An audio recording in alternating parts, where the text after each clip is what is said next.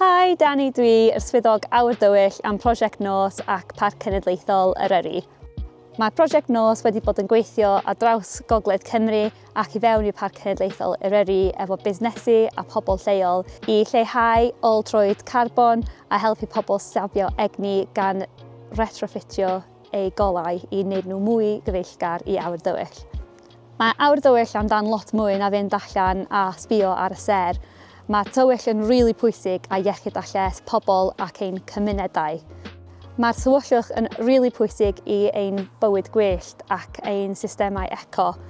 Mae rhy gormod o golau yn y nos yn creu lot o effaith negyddol ar ein bywyd gwyllt, ein bethau fel dreinog a glowworms, yn adar a pryfed.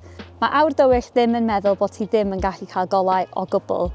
Mae golau sydd yn gyfeillgar i Awyr Dywyll efo cysgod, maen nhw'n pwyntio lawr at y llawr a maen nhw'n cael defnydd pan ti angen nhw, ddim bod ar trwy'r nos. Yr beth mwy pwysig ydy defnyddio golau sydd yn tymheredd cynnes. Mae hynny'n rili pwysig i iechyd a lles pobl a iechyd a lles ein bioamrywiaeth hefyd.